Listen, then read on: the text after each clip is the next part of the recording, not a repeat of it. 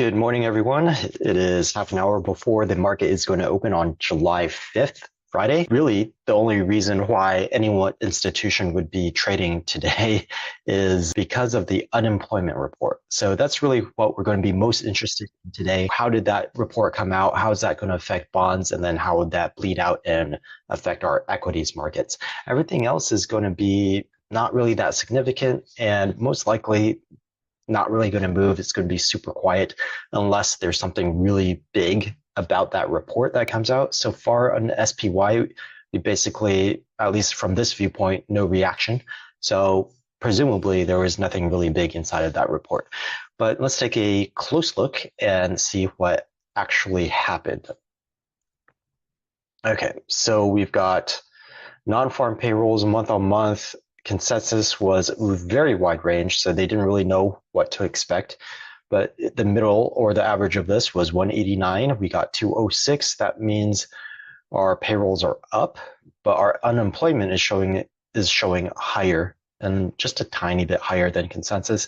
That's not significant, really. So that's probably why we have a pretty muted reaction. What we really want to see those average hourly earnings to see if people are making more money or they're making less money. So now that we know that there's just a tiny bit more people who aren't employed at all, well, how about the ones who are employed? Are they making more? Are they making less? So year on year, 3.9. The last number we had last month was 4.1.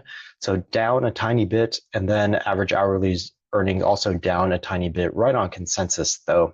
So there shouldn't be a huge reaction. Just the numbers come down a little bit, which is kind of bad news for the economy, but really the change isn't so large.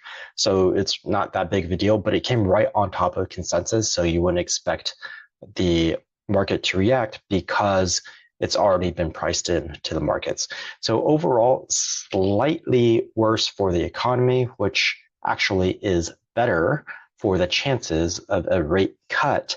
So we should probably see the bond markets react positively, meaning the likelihood of a rate cut should increase a little bit, which means that current yield should go down, which means that prices on bonds should go up. So we expect to see TLT price-wise to move up a little bit this morning.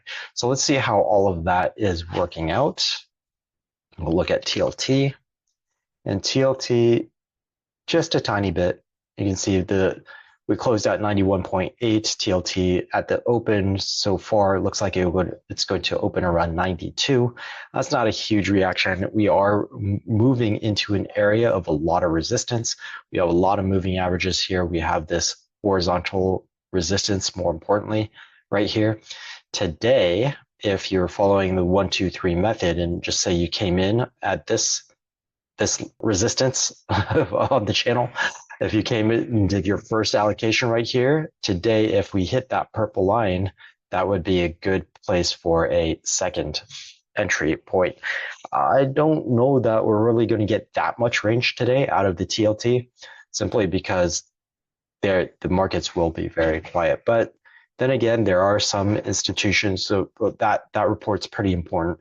So some people will hang out behind and then take their vacation, or maybe leave early today and take their vacation. So they could move a little bit. We'll just have to wait and see. S&P 500, you can see there's a little blip right at 530. It took a little bit to figure out how we were going to react. It looks like we traded down, traded up, settled somewhere in the middle, but it was definitively up after that first minute.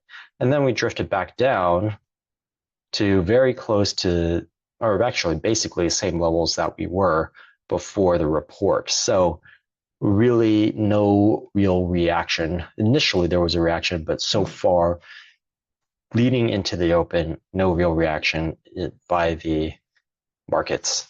You can see same thing with QQQ, except it's even lower than where we were. So what are we going to expect? Well, let's look at futures first. So we've got the S&P so far up, not even 10, like this is like 6, not even 6 basis points, maybe. And then we've got the NASDAQ about 10 basis points, and tiny bit more than that. And then the Dow right about 10 basis points. That's interesting to see, 10 and 10, NASDAQ and Dow. So this is super, super flat. To have no separation between the NASDAQ and the Dow, that's pretty unusual. And then to have the S&P not in between them. So we've got a little bit of weird market going on, but that is explained by low participation in the market and it being a holiday weekend, one of the biggest holiday weekends of the year. So we're probably not going to see a lot of action given what's happening in these futures markets. So far, there's very low participation in the futures. Futures were open yesterday. Unlike the equities markets, futures hardly ever close. Currencies basically never close. So futures traded all around the world. So the low activity and the low action and the low reaction to the report just goes to show that, yes, the US is going into their open, but we're probably not going to be pushing things around. Or if we are, it's going to be done on low volume, easily undone when the institutions come back. And we're just not going to expect too much of the market today. We did make an all-time high on Wednesday, even though we weren't expecting much from the market on Wednesday. We can see that my expectation is that we'll probably be bounded by one purple section. And for the most part, we just popped a tiny bit above it in the last few minutes of the session, but we basically drifted upwards the entire day and then hit that purple resistance and then bounced off of it. But the last few minutes, we surged back upwards. So again, anything that happened on Wednesday and today, we're just going to say, we'll see. We'll be skeptical of it actually indicating any sort of direction. Quote, this direction will depend on whether it holds or continues or breaks down is going to depend on those bonds.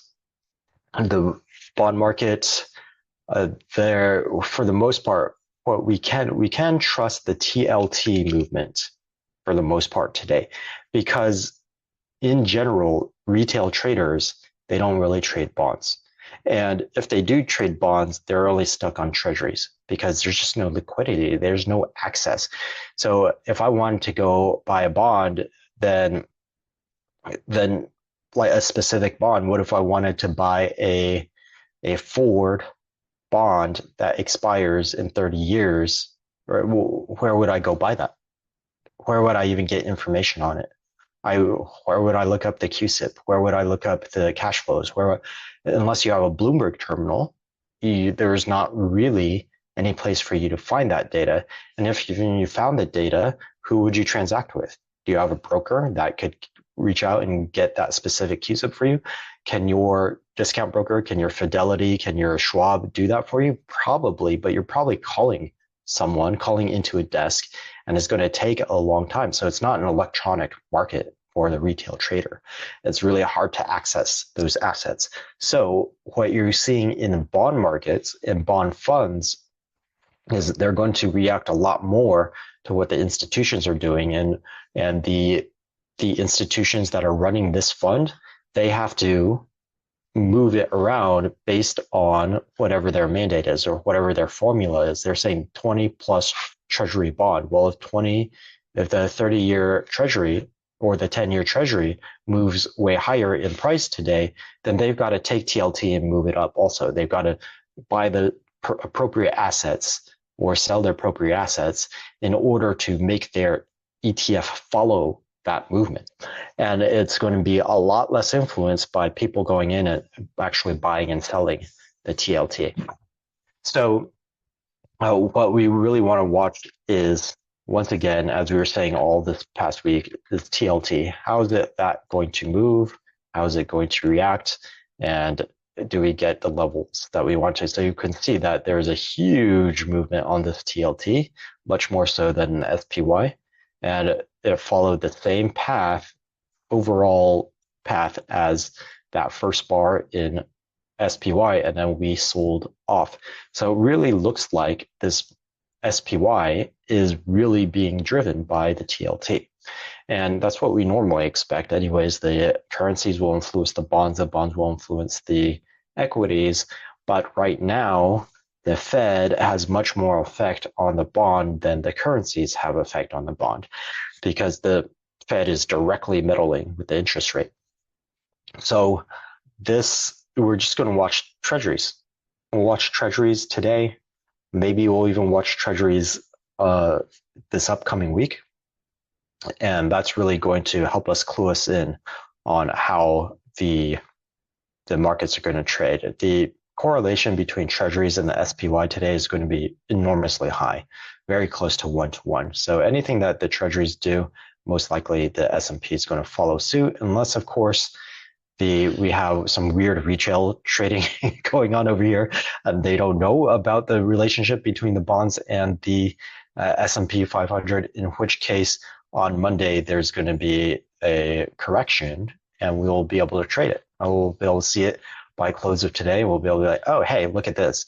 Treasuries did this and then SPY did this. Well, they've got to revert to themselves, and it's not going to be the treasuries reverting to the stocks. It's going to be stocks reverting treasuries. Why? Because this was institutional all along.